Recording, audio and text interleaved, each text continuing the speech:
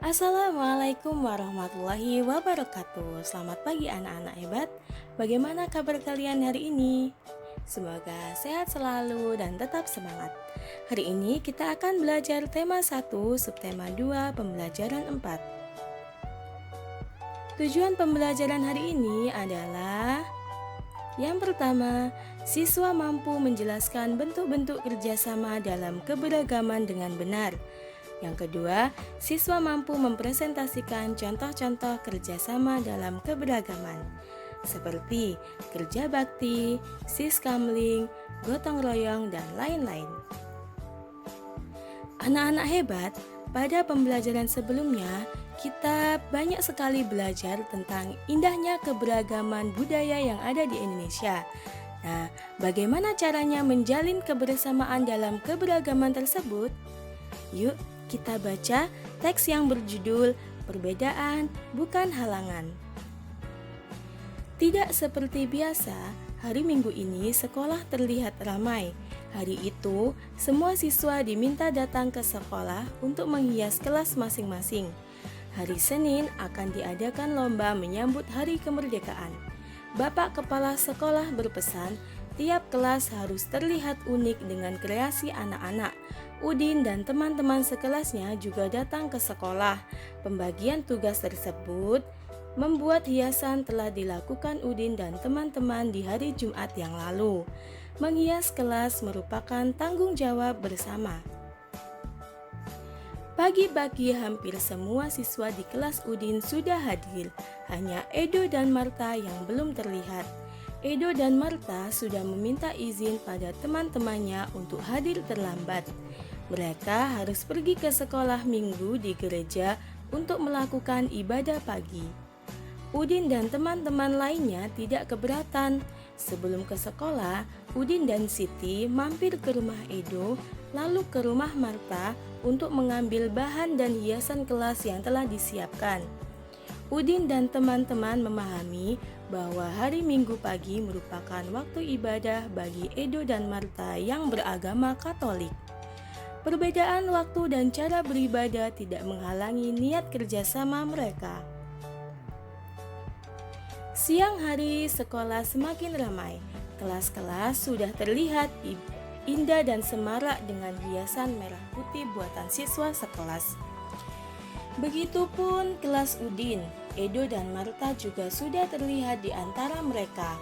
Selesai ibadah pagi di gereja, Edo dan Marta menyusul datang ke sekolah. Senang sekali Udin dan teman-teman berbagi tugas. Ada yang menggunting kertas, ada yang naik ke atas meja untuk menggantung lampion kertas, ada juga yang menghias pintu dengan pita kertas merah putih.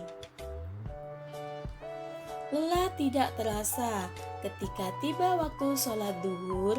Udin, Siti, serta teman-teman lain yang beragama Islam menjalankan ibadahnya.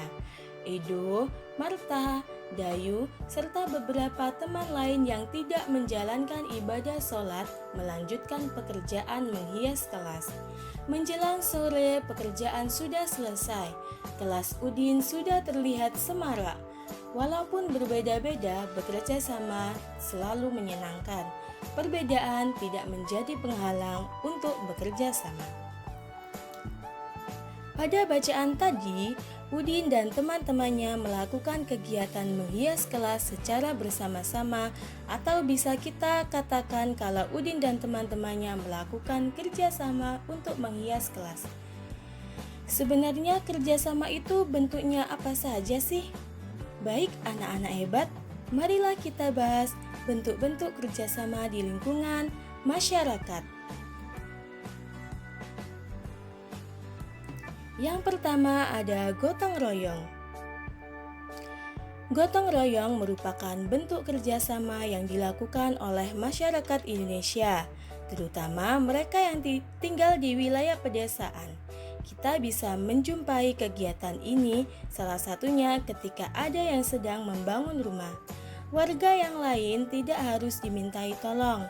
Mereka akan dengan sangat senang hati membantu warga yang sedang membangun rumah tersebut. Kegiatan gotong royong ini mereka lakukan secara sukarela. tanpa mengharap imbalan apapun. Inilah kegiatan baik yang harus kita lestarikan dalam kehidupan bermasyarakat. Bentuk kerjasama yang kedua adalah kerja bakti. Bagi kita yang tinggal di perkotaan sampai saat ini, kita bisa menemukan kegiatan semacam ini. Warga biasanya diarahkan oleh aparatur pemerintahan setempat seperti RT atau RW untuk secara bersama-sama melakukan kerja bakti. Misalnya, kerja bakti membersihkan lingkungan. Dalam kerja bakti ini, ada satu hal yang mendasar, yaitu bahwa kerja bakti didasari kewajiban kita sebagai masyarakat untuk mematuhi arahan dari pemerintah setempat. Secara lebih luasnya lagi, kerja bakti membersihkan lingkungan ini didasari oleh kewajiban kita terhadap lingkungan.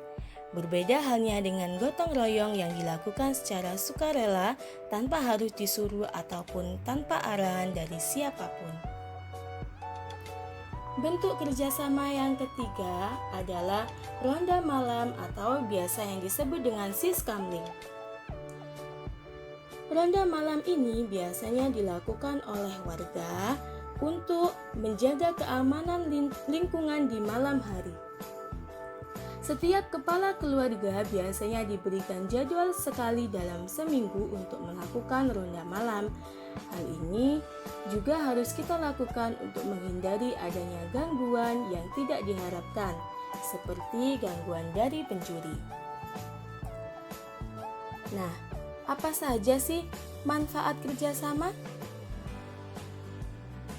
Manfaat kerjasama diantaranya, yang pertama, pekerjaan berat akan terasa ringan. Dengan bekerja sama, pekerjaan berat menjadi ringan. Misalnya, memindahkan lemari di dalam kelas. Jika kita lakukan sendirian, maka sudah pasti berat sekali, bukan? Bagaimana jika kita lakukan bersama-sama dengan teman-teman yang lain? Tentunya lemari tersebut akan lebih ringan dan mudah untuk dipindahkan. Yang kedua, pekerjaan lebih cepat selesai. Yang ketiga, meningkatkan persatuan dan kesatuan.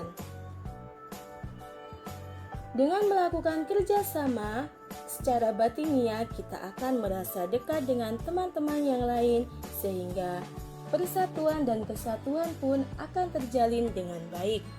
Yang keempat, saling menghargai. Ketika melakukan kerjasama, kita akan menghargai teman kita dan tidak menyinggung dengan perkataan kita. Kemudian yang terakhir adalah terciptanya kerukunan. Nah, pembelajaran hari ini telah selesai. Semoga ilmu yang Bu Guru berikan bermanfaat bagi kalian. Bu Guru akhiri, wassalamualaikum warahmatullahi wabarakatuh.